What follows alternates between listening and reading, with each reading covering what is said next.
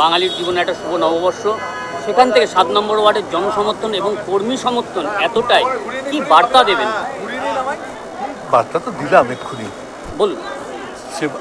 যেদিন মোদী প্রধানমন্ত্রী থাকবেন না সেদিন যেন আমরা পরবর্তী মুখ মমতা ব্যানার্জিরই দেখি, এইটাই একমাত্র গ্রহণযোগ্য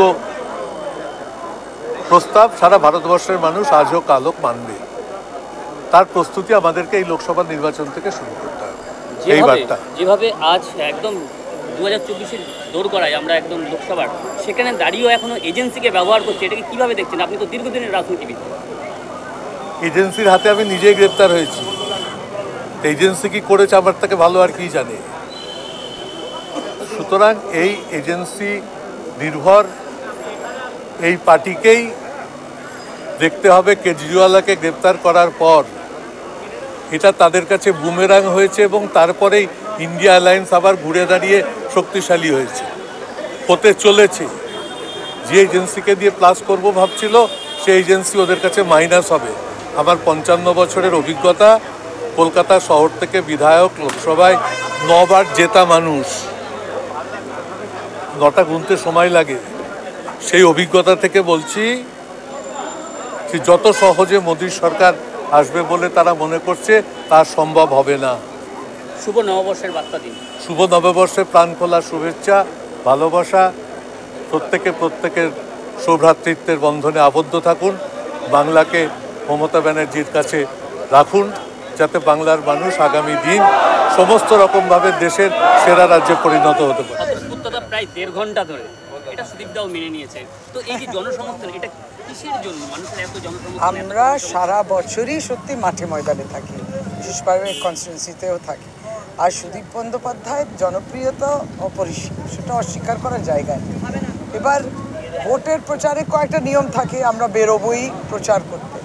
তাতে আবার আমরা এই কর্মসূচির মাধ্যমে মানুষের কাছে খুব নমনীয়তা নিয়ে যে আবেদন করা, এটাই তা হয়েছে। কোনো দাম্ভিকতা নেই, অহংকার নেই, জিতবই বলে কোনো এই বিষয় নেই। একবারই ভালোভাবে এবং মানুষের জনসমর্থন সুন্দর। এবং আমাদের সংগঠনের যে সম্পদ, দিদি বলে তো সম্পদ, আমাদের সক্রিয় কর্মী আমরা সকলেই, সেই সম্পদ যে কত পরিশ্রম করলো, হাঁটলো পুরোটা, আর মানুষের একবারই দরজায় যদি প্রার্থী পৌঁছে যায় খুব খুশি হয়।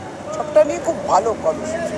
সাধারণ মানুষের মধ্যে এখন একটা সংশয় দেখা দিচ্ছে যে আমরা কি আবার লক্ষ্মী ভাণ্ডার পাবো বা আবার কি কন্যাশ্রী পাবো যদি বিরোধীরা কোনো মতে চলে আসে? আপনি কি বলতে চাইছেন? দেখুন, বিরোধীদের এই মুহূর্তে তো অনেক কথা থাকে যেটা এমসিসি চলাকালীন বলা যায়। শুধু এটাই বলতে পারি, বিরোধীরা কিন্তু লক্ষ্মী ভাণ্ডার আর কন্যাশ্রী কি ভিক্ষা হিসাবে দেখেন।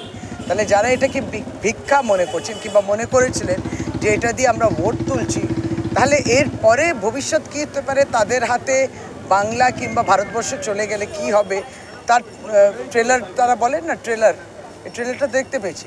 10 বছর ধরে একটা সরকার কেন্দ্রে চলেছে, বলছে নাকি ট্রেলার চলেছে। ভাবুন, 10 বছর লাগে একটা ট্রেলার। তাহলে এই ট্রেলারে এই অবস্থা, তো সিনেমার দেখলে তো ভয় পেয়ে যাবে। কি দিল যে আমরা সব একত্র থাকলে মমতা বন্দ্যোপাধ্যায়ের হাত এমনি শক্ত হবে। সুদীপ বন্দ্যোপাধ্যায় আগামী লোকসভা ইলেকশনে বিপুল বিপুল বিপুল ভোটে জিতবে। উন্নয়নের ধারাকে অব্যাহত রাখতে আমি সকলের কাছে অনুরোধ করব, একটাই, জোড়া ফুলে ভোট দিন, মমতা বন্দ্যোপাধ্যায়কে জয়যুক্ত করুন।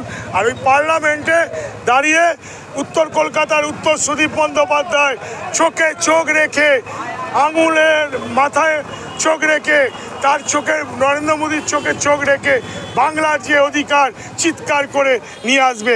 তাই প্রত্যেকের কাছে অনুরোধ, জোড়া ফুলে সকাল সকাল ভোট দিয়ে উত্তর কলকাতার সাংসদ, উত্তর কলকাতার প্রার্থী সুদীপ বন্দ্যোপাধ্যায়কে বিপুল বিপুল বিপুল ভোটে জয়যুক্ত করবে।